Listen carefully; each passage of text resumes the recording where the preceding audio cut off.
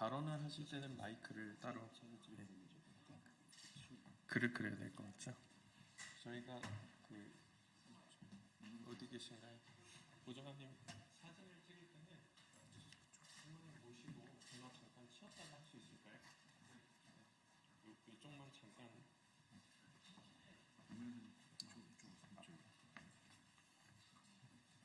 그리고 할머님을 이쪽으로 모시죠.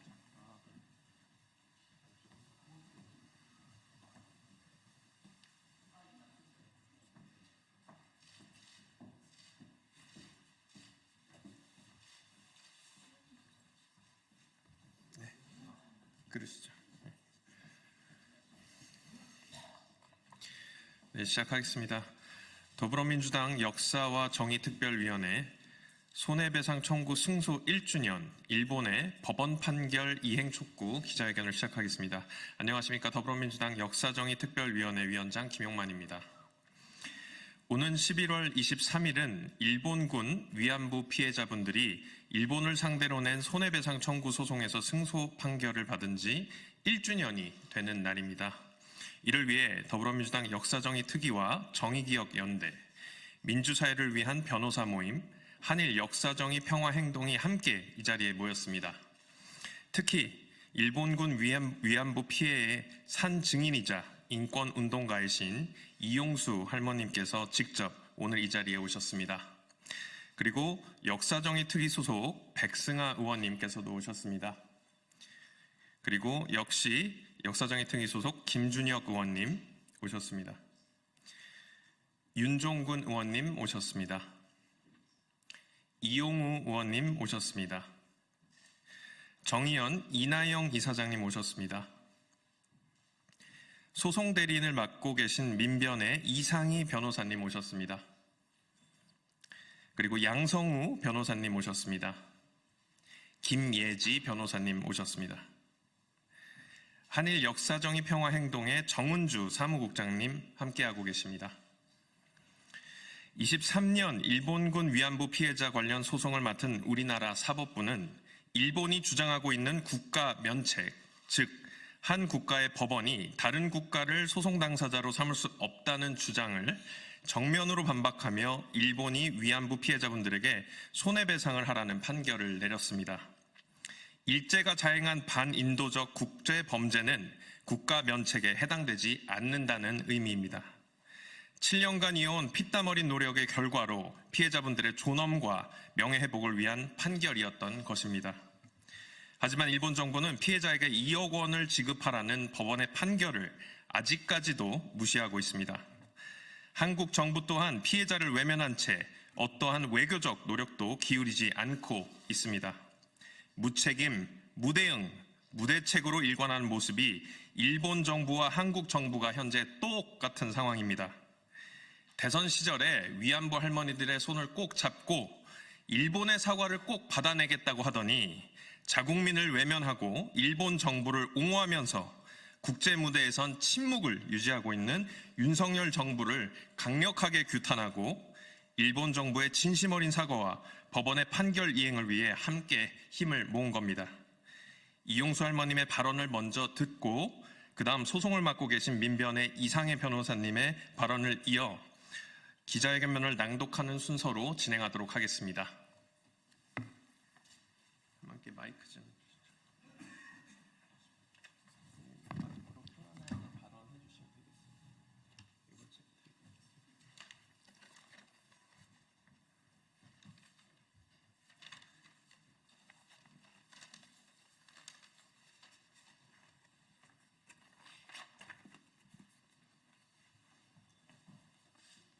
네, 안녕하십니까.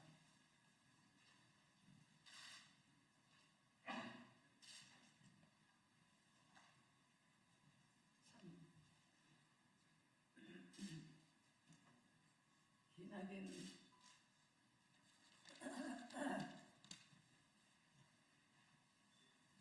30년을 저는 다른 얘기도 안 했습니다. 일부는 입만 띄면 거짓말이니까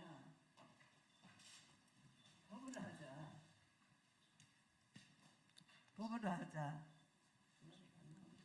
그러면 저희가 마이크를 잡아드리겠습니다. 요거 편하게. 예, 법을 하자 하는 얘기를 30년을 넘습니다. 넘게 해왔습니다. 그래서 일부는 국제사법재판소로 간다 그랬습니다. 그러면 나도 국제사법재판소로 간다 했는데도 소식이 없었습니다.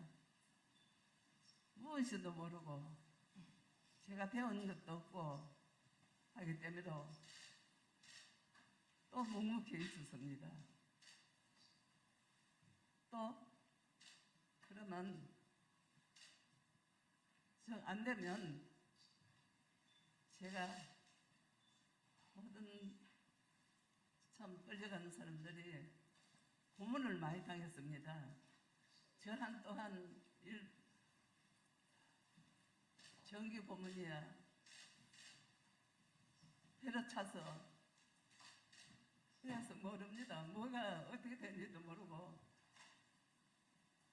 그 집이 무너졌는 데서 나오는데 피가 막 쏟아졌는데 데리고 가서 어떻게 했는지 모르게 저는 보니까 깨나지도 못하고 했는데 깨나서 보니까 배에 험이 있었고 그 안에 내내 아팠습니다.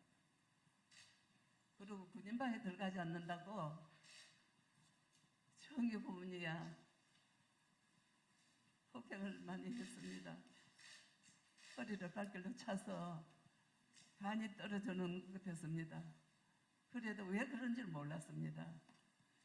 이렇게 당하면서 저는 또 갔는 데가 많은 사람이 없었습니다. 5치 갔는데 5사람이 안 보였습니다. 한 사람밖에 안 보이는데 둘이 그 집에 들어가가지고 집이 무너져가지고 거기서 나와서 제가 죽어가 있었는데 피가 하니까 들고 가서 배를 쬐더라고요. 쬐가지고 그랬는데 그것이 뭔지도 모르게 나왔는데 그게 도져가지고 피를 흘리면서 있었습니다. 했는데도 그 할아버지 청년 머시매가 하나가 거기가 얼마나 먼지 밤새도록 걸어왔다 그러면서 약을 갖다 주고 해서 제가 살았는데 그 사람을 제가 98년도에 일본 아줌마 너희하고 저하고 갔습니다. 갔을 적에 그분이 살아서 나와가지고 할아버지가 돼가 나오셨더라고요. 내가 그때 감방하고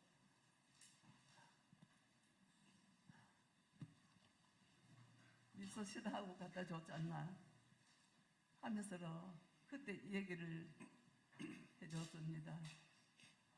이런 걸 당고도 제가 뭔지도 모르게 한국에 나와가지고 만 65세가 안 됐다고 해서 만 65세 돼가지고 1,500원 돈을 받으면서 살아나와서 뭔지 몰랐습니다.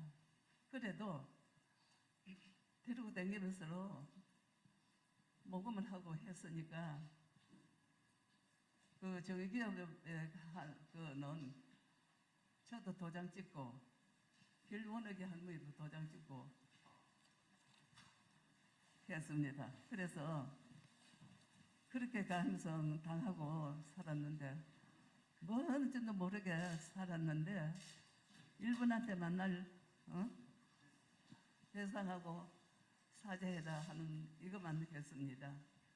했기 때문에도 배상하고 사죄하는데 일본은 법적으로 하자 입만 띄면 거짓말이니까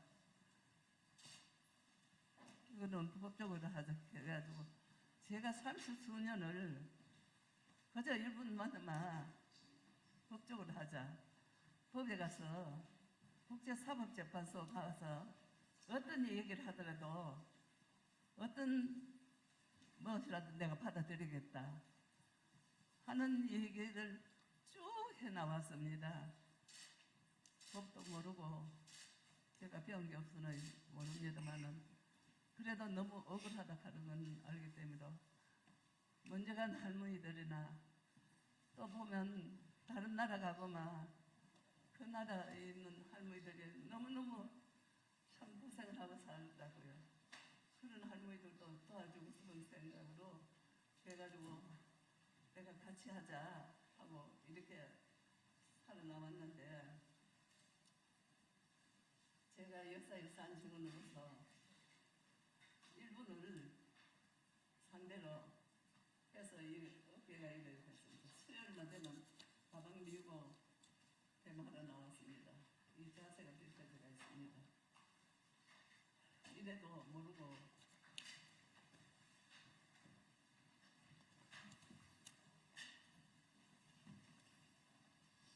답답해요.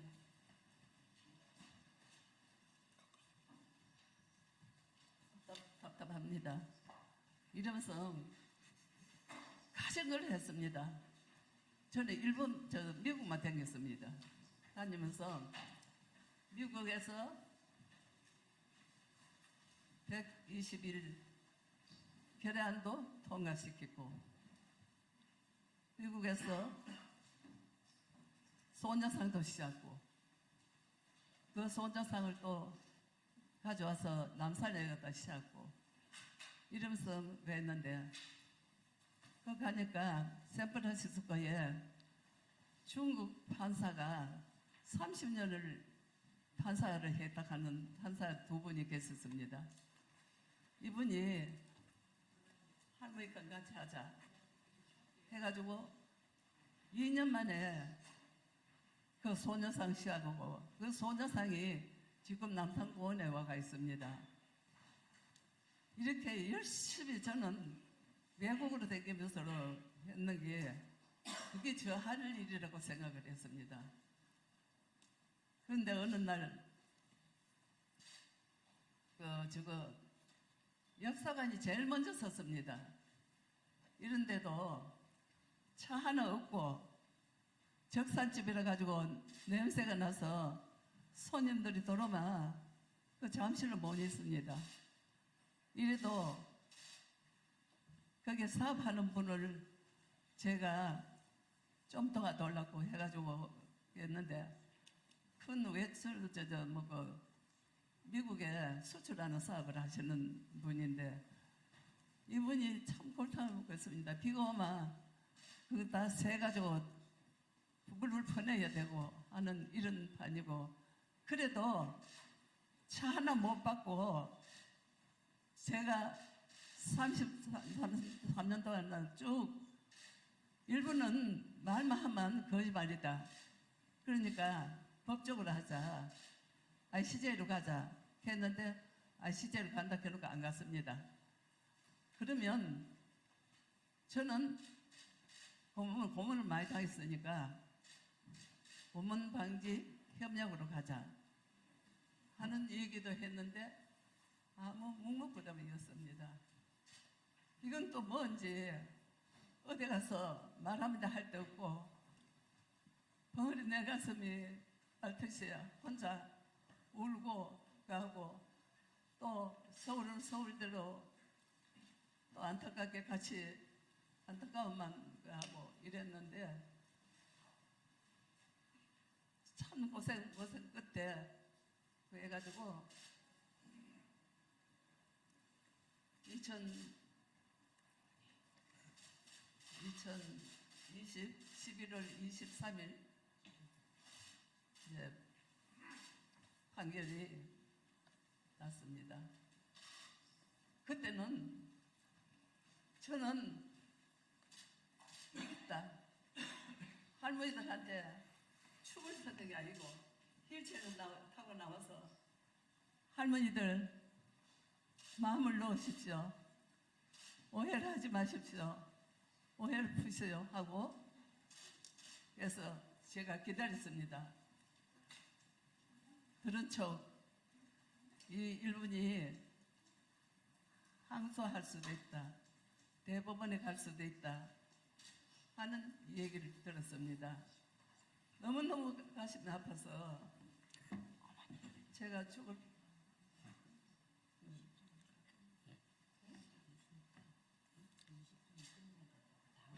요거 마무리. 그래서 너 얘기하다 잊어버렸다. 네, 지금 할머니께서 하시고자 하는 말씀이 많으십니다. 그리고 그 말씀을 적어 오신 게 있습니다. 그래서 기자회견 이후에 적어 오신 내용을 배포해 드리면서 지금 그 다음 기자회견 일정이 있어서 이어나가도록 하겠습니다.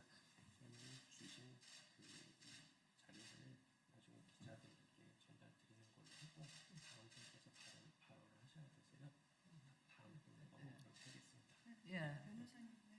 제가 원하는 거는 어떻게 됐든 간에 이겼습니다.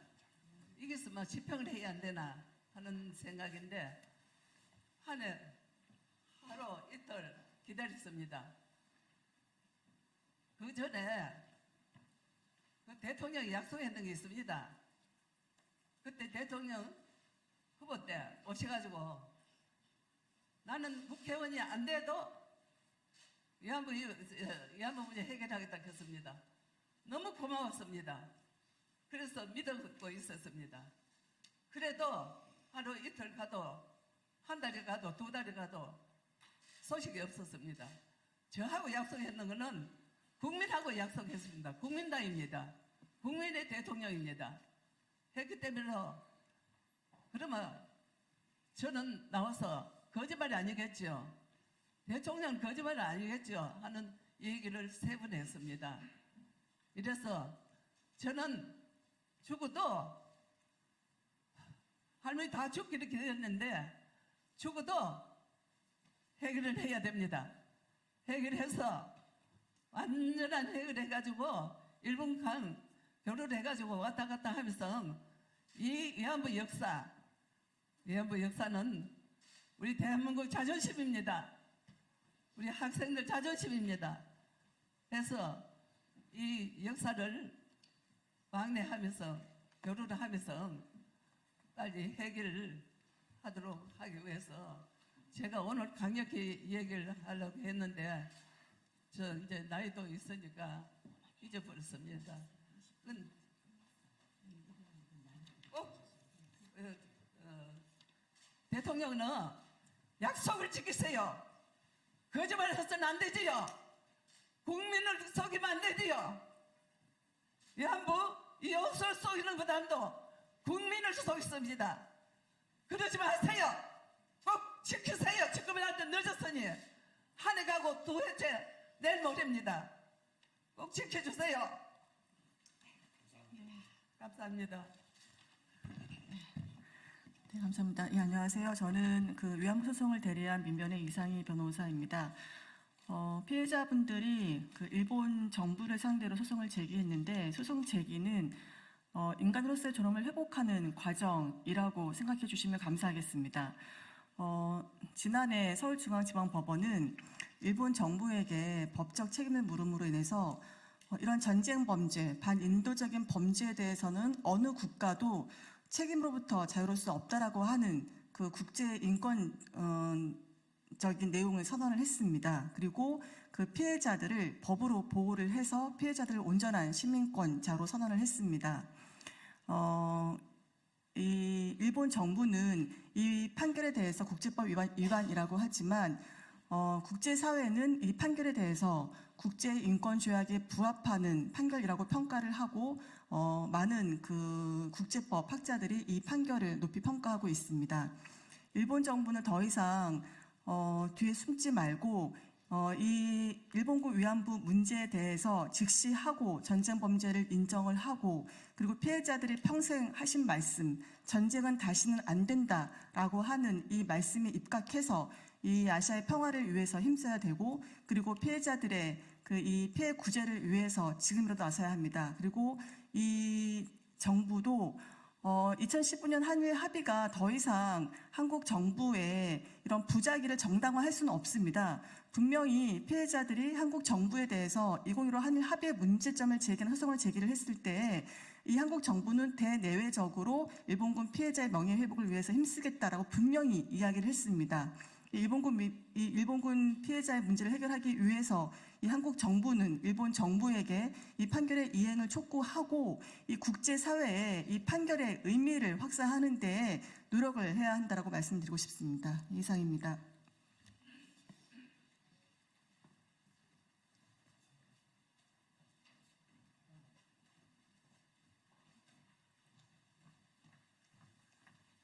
네, 이어서 기자회견문 낭독하도록 하겠습니다.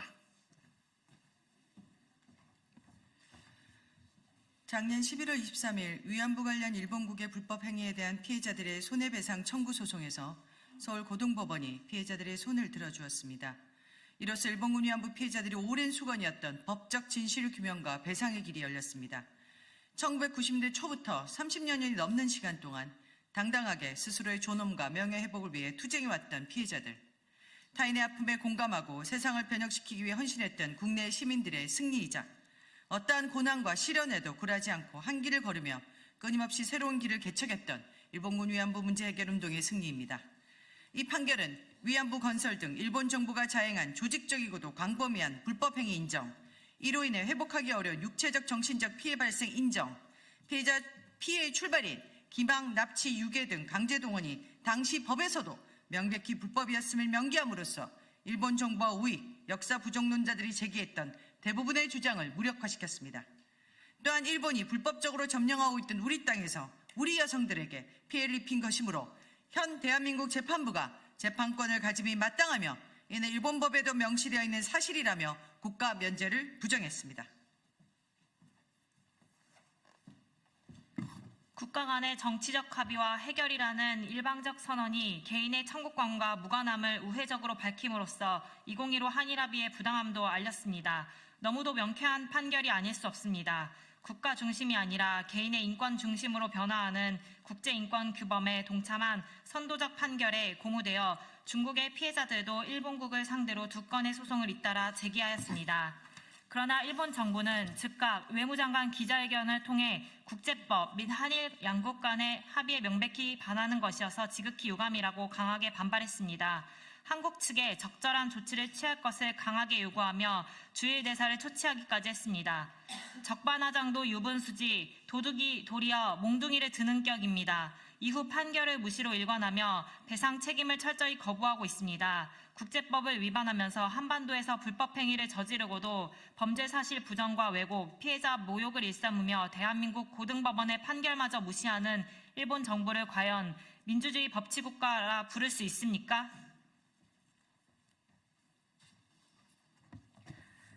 한국 정부의 태도는 가히 망국적 수준입니다. 판결이 확정되었음을 인정하면서도 2015년 한일 위안부 합의를 국가 간의 합의로서 존중한다며 한일 양국이 미래지향적 협력을 계속해 나갈 수 있도록 노력하겠다는 문자를 기자들에게 보냈을 뿐 피해자들을 위한 어떠한 외교적 노력도 하지 않고 있습니다. 독립국가의 주권을 훼손하는 일본 정부의 월권 행위에 적극 대응해도 모자랄 판에 이미 파탄난 2015 한일 합의 운운, 미래지향적 한일 관계를 운운하고 있습니다. 판결에 대한 공식적 입장문 발표나 기자회견도 없이 당사자인 피해자들이나 소송 수괴인들도 아닌 내외신 기자들에게 문자 통보를 하여 의견을 표명하는 한국 정부는 과연 누구를 위한 정부입니까? 나라의 위상을 일제강점기 조선 총독부 정도로 끌어내려 대한민국 국민을 능멸하고 피해자들을 멸시하는 작태가 아닐 수 없습니다. 더 이상 기다릴 수 없다고 판단한 일본군 위안부 피해자와 유족들은 2014년 9월 5일 민사집행법에서 정한 재산 명시 신청을 진행했고 11월 7일 한국 법원은 일본 정부의 한국 내 재산 관계를 명시한 재산 목록 제출을 명했습니다. 피해자와 대리인단은 법적 절차에 따라 재산조회 신청을 법원에 제출하여 일본 정부의 반인도적 범죄 행위에 대한 책임을 끝까지 물을 것입니다.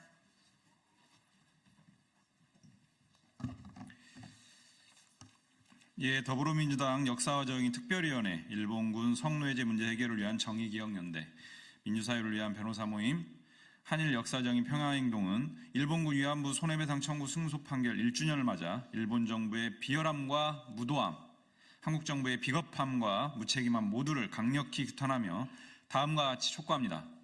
첫째, 반인도적 국제범죄에 대한 진심 어린 사죄와 함께 재판부가 판결한 법적 배상의 책임을 즉각적으로 이행할 것을 일본 정부에 촉구한다. 둘째, 윤석열 대통령이 이용수 할머니에게 약속한 대로 위안부 문제에 대한 일본의 진심 어린 사과를 받아내고 일본 정부가 일본군 위안부 피해자분들에게 법적 책임을 다하도록 외교적 노력을 기울일 것을 한국 정부에 촉구한다. 셋째, 피해자들의 목소리가 다시는 지워지거나 왜곡되지 않도록 오늘 참여한 4개 단체는 물론 전 세계 시민들과 연대해 더 큰 힘으로 더 큰 울림을 만들어내는데 앞장설 것을 다짐한다. 2024년 11월 20일 더불어민주당 역사와 정의 특별위원회 일본군 성노예제 문제 해결을 위한 정의기억연대 민주사회를 위한 변호사 모임 한일 역사정의 평화행동 일동 이상입니다. 예, 경청해 주셔서 감사합니다. 밖으로 나가서 백브리핑 진행하도록 하겠습니다.